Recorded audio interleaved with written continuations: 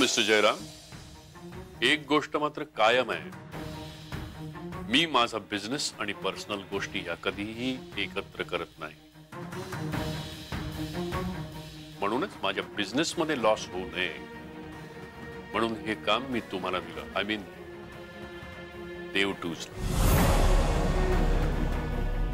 कारण ही conference Dev tour बरोबर मॅनेज करू शकेल असा मला विश्वास होता,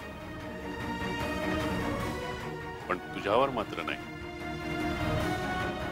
पर्सनली आजही माझा तुझ्यावरती तेवढाच राग आहे जेवढा आधी होता.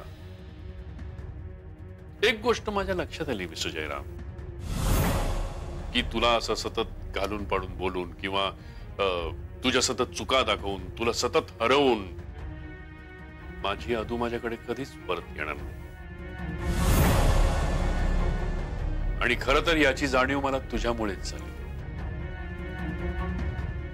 म्हणून मग नाईलाजानं का होईना मला तुझ्याशी चांगलं वागावं लागतं तिच्या समोर. जर माझी आदू माझ्याकडे परत येणार असेल तर या अशा जिंकण्याच्या 1000 संधी देईन मी तुला. फक्त एकच लक्षात ठेव, तुझं हे जिंकणं म्हणजेच तुझी हार असेल.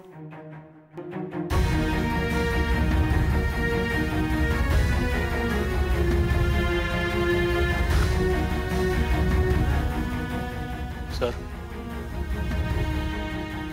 आता काही वेळापूर्वी माझ्या सॉरीचा अर्थ वेगळा होता. तुम्ही एका क्षणात त्या सॉरीचा अर्थ बदललात. आय एम सॉरी, मी तुम्हाला ओळखायला चुकलो. आदिती मला म्हणत होती माझे पप्पा बदलले, पण माझ्या मनात शंका होतीच. आता मला वाईट वाटतं. फक्त वाईट याचं नाही वाटत की तुम्ही माझ्याशी असं वागताय. वाईट याचं वाटतंय की आदितीचा विश्वास खोटा ठरला आणि माझा अंदाज खरा.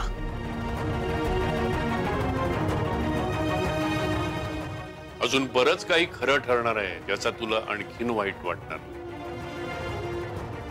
तो दिवस लवकरच येईल मिस्टर जयराम, या दिवशी माझी मुलगी परत माझ्या घरी असेल. तुझ्या या सक्सेसमुळे तिला मिळणारा आनंद हा काही क्षणांचा आहे. ते नंतर लक्षात येईल तिच्या. आणि तूही एक गोष्ट लक्षात ठेव, तू तिला कधीच सुखी ठेवू शकत नाहीस. आणि तू घेतलेल्या या चॅलेंज मध्ये तू कधीही जिंकू शकत नाहीस. आणि या चॅलेंज मध्ये तुझं हे सो कॉल्ड नशिबाई साथ नाही देणार तुला. खरं आहे तुमचं.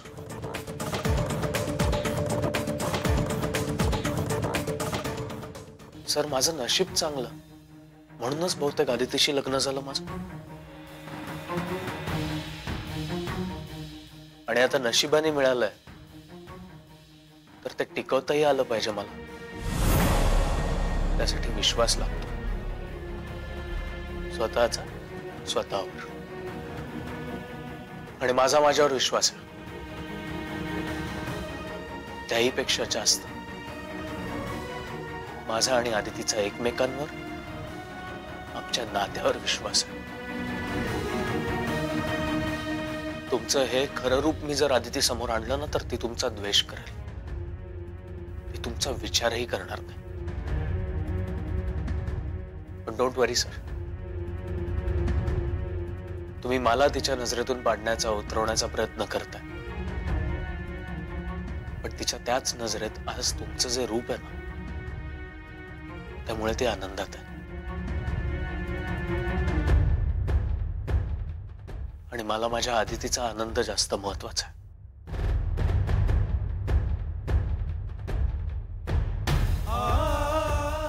सो तुम्ही तुमचे प्रयत्न करा, पण आदिती आणि मी कधीच वेगळे होऊ शकणार नाही.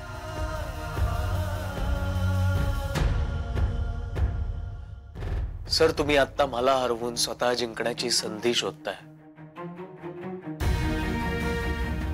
ज्याला तुम्ही जिंकणं म्हणताय ना, तुमचं हरणं ठरू शकतं. माझ्या हरण्याची चिंता तुम्ही करू नका मिस्टर जयराम. आणि हे असं इमोशनल बोलून तुमच्या या ऑफिस मधला स्टाफ इम्प्रेस होत असेल, मी नाही. आणि जर मी मनात आणलं ना, तर एका क्षणात या जगातून नाहीसा करू शकतो मी तुला. पण मी तसं नाही करणार. कारण मी जर असं केलं तर माझी अदू दुःखी होईल. दुःखी होईल कारण ती तुझ्या या इमोशनल जाळ्यामध्ये अडकली आहे. मला माझ्या मुलीला या जाळ्यातून सोडवून माझ्या घरी न्यायचं आहे. आणि तेवढ्यासाठी या ऑफिस मध्ये बसतो मी.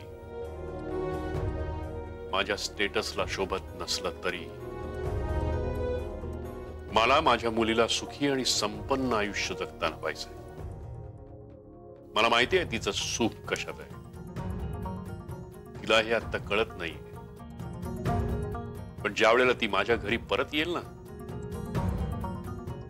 तेव्हा तिला हे उमजेल. आणि मग काही दिवसांनी ती मला थँक्स म्हणेल.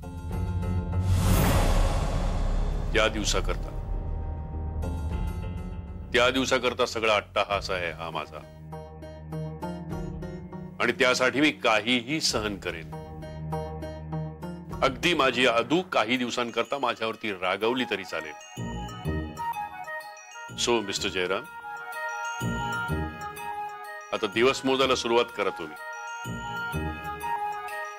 कारण काही दिवसातच माझी अदू माझ्या घरी परत येणार.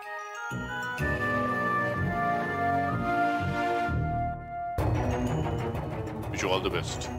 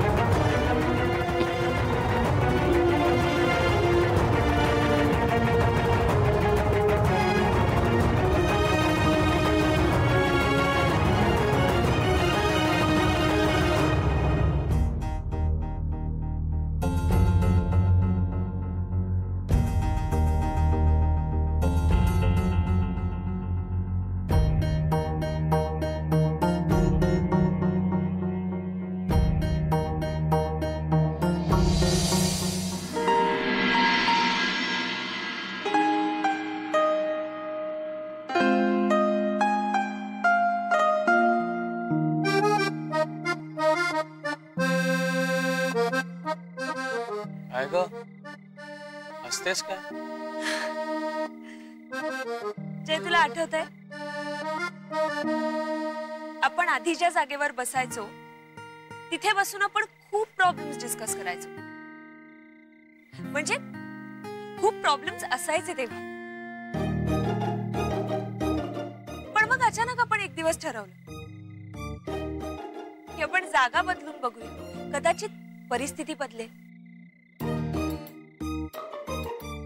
आणि आज जेव्हा इथे सगळं छान होतंय तेव्हा का कुणास ठाऊक मला असं उगाचच वाटतंय की आपण जागा बदलल्यामुळे हे झालं नसावं ना.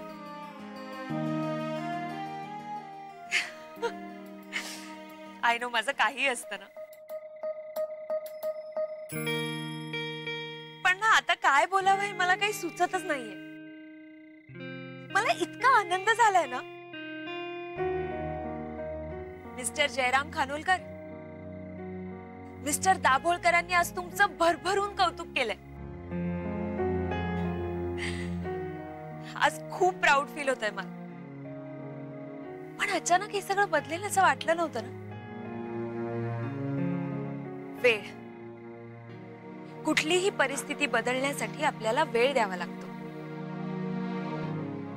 बघ ना, परिस्थिती बदलली. मला वाटलं नव्हतं पप्पा एवढे बदलतील.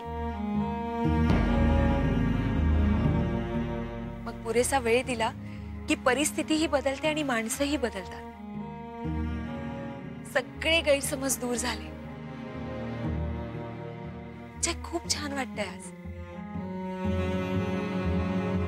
आपण मात्र कायम नशिबालाच दोष देत होतो. जय, आज तू प्रूव्ह केलंस, नशिबापेक्षा माणसाची मेहनत जास्त महत्वाची. मिस्टर जयराम, समोरचा माणूस तोच असतो, समजूत तुमची बदललेली असते. मी आजही तोच अनिल दाभोळकर आहे, काल होतो तसाच.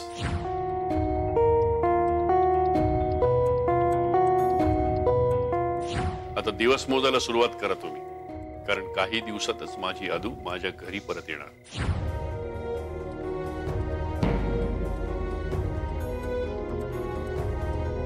जर माझी अदू माझ्याकडे परत येणार असेल तर ह्या अशा जिंकण्याच्या 1000 संधी देईन मी तुला. तुझं हे जिंकणं म्हणजेच तुझी हार असेल.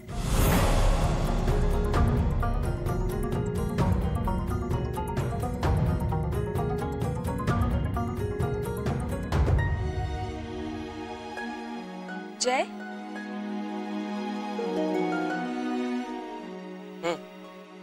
काय? अरे मी इथे काहीतरी बोलतेय, तू ऐकलं नाहीस?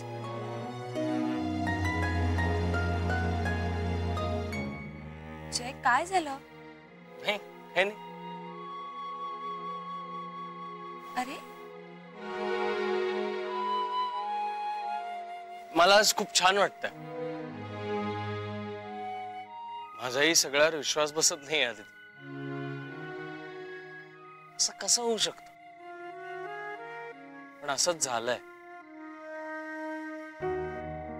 मी आज खरंच खूप खुश आहे. बघ ना, सगळ्यांसमोर सरांनी माझं कौतुक केलं, दाभोळकरांनीही माझं कौतुक केलं. आत केबिन मध्ये गेल्यानंतर तर आम्ही खूप गप्पा मारल्या, खूप.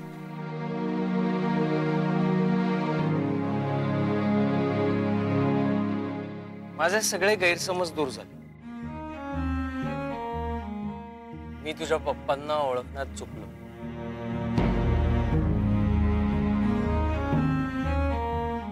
पण ह्या पुढे नाही असं होणार.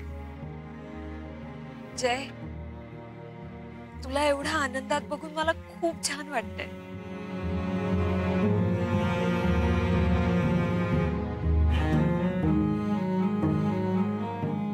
तुलाही मला याच आनंदात बघायचं आहे, आणि म्हणून मी हे सगळं करतो. मला माहितीये, हे सगळं तू फक्त माझ्यासाठी करतोस, आपल्या नात्यासाठी करतोस. पण हा आनंद आपल्याला काका काकूंबरोबर सुद्धा शेअर करायला हवा ना. काका घरी वाट बघत असतील. चल जय, जाताना आपण पेढे घेऊन जाऊया आणि काकूंसाठी गजरा सुद्धा घेऊन जाऊ. सगळं घे. चल.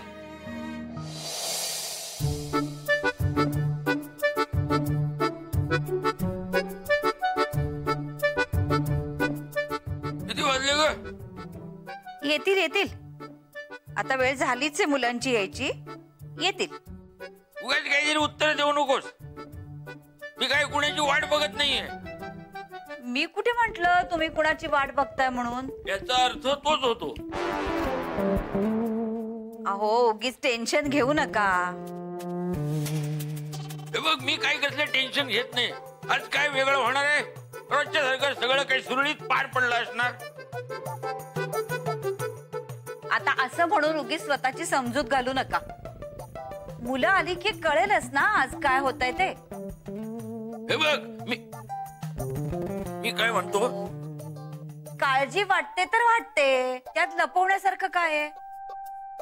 मला सुद्धा वाटते काळजी. मला सुद्धा उत्सुकता आहे. जयसाठी आजचा दिवस खूप महत्वाचा आहे.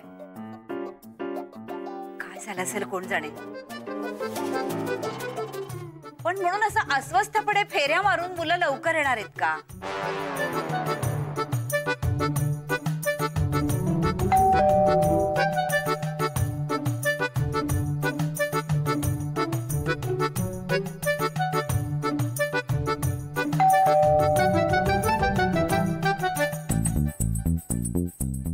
काय बघतेस काय? बेल वाजते का?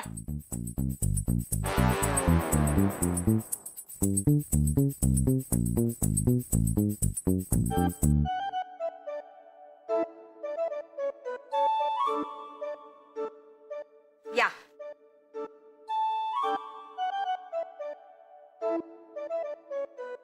आज अगदी वेळेवर आलात तुम्ही.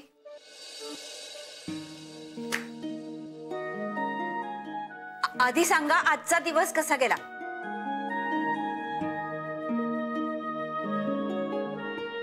काकू, आजचा दिवस आमच्या आयुष्यातला सगळ्यात महत्वाचा दिवस आहे. आजचा दिवस खूप काही देऊन गेलाय. जयनी जे प्रोजेक्ट घेतलं होतं ना ते सक्सेसफुल झालंय.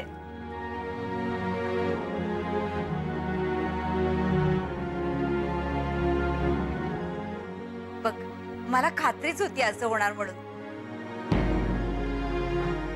फक्त तुमच्या तोंडून ऐकायचं होतं. हो ना, मला सुद्धा असं झालं होतं कधी एकदा घरी येते आणि सांगते तुम्हाला. पण आजच्या दिवशी अजूनही बऱ्याच गोष्टी घडल्या. म्हणजे ऑफिसमध्ये सगळ्यांनी जयचं कौतुक करणं अगदी साहजिक आहे. पण पप्पांनी सुद्धा आज जयचं भरभरून कौतुक केलं, ते सुद्धा सगळ्यांसमोर. अगं काय सांगतेस काय?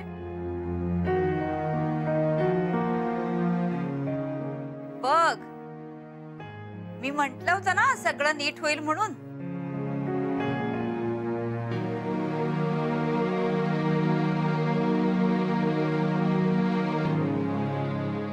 काकू,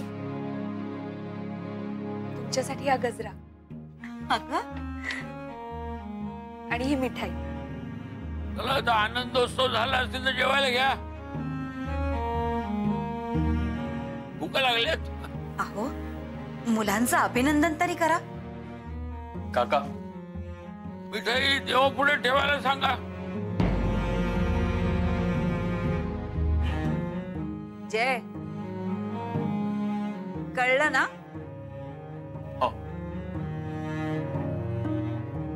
जा, देवा पुढे ठेवा.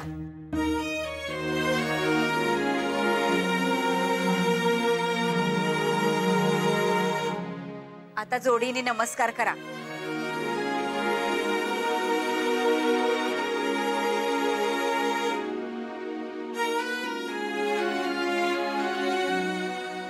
अरे हे काय? काकू, कोणत्याही परिस्थितीत आपल्या पाठीमागे जो खंबीरपणे उभा असतो ना, तो खरा देव.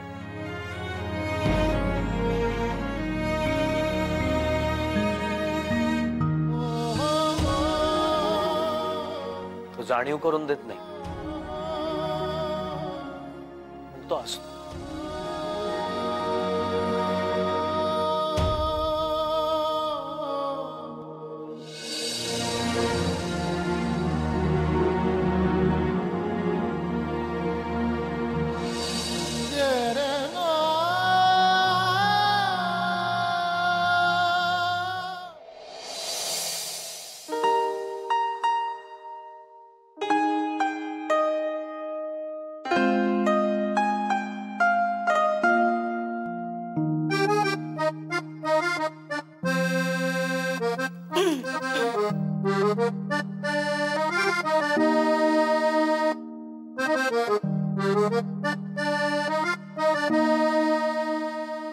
मिस्टर जयराम खानोलकर, तुम्ही तुमच्या केबिन मध्ये नाही, तुम्ही तुमच्या बेडरूम मध्ये आहात.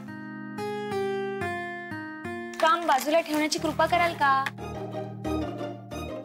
मिसेस जयराम खानोलकर, थोडंसंच काम बाकी आहे, त्यामुळे जरा वेळ काम करण्याची परवानगी द्या. जय, असं काय करतोयस? ऑस्ट्रेलियाच्या टूरचं तुझं काम सुरू होतं तेव्हा सुद्धा तू दिवस रात्र काम करत होतास. आता कुठे तू मोकळा झालायस, पण तरी तुझं काम सुरूच आहे. अगं एक प्रोजेक्ट संपलं, पण त्याच्यामुळे बाकीची राहिलेली कामं आहेतच ना. मग उद्या कर ना. नाही, उद्या सकाळी मला ऑफिसमध्ये बाकी कामं लाईंड अप आहेत, त्यामुळे मला आत्ता हे संपवावं लागेल. मी जास्त उशिरापर्यंत जागणार नाही, आय प्रॉमिस. जय, जरा स्वतःकडे बघ, किती थकलेला दिसतोस तू. ते काय नाही, अगं सेफ मी आज तुला अजिबात काम करू देणार नाही. मिस्टर जयराम खानोलकर, मला ना माझ्या नवऱ्याशी 2 मिनिटं बोलायचंय. बोला. काका काकू पण किती खुश होते ना आज. जय, तुला माहितीये काकूंनी तर पंचपक्वानांचा बेत आधीच करून ठेवला होता. त्यांना माहित होतं, रादर त्यांना तुझ्यावर विश्वास होता. हे काम तू 100% पूर्ण करशील. आणि त्यात आता पप्पांचं सुद्धा तुझ्यासोबतचं वागणं किती बदललंय ना. ते म्हणतात ना, दुग्ध शर्करा योग, तेच हे.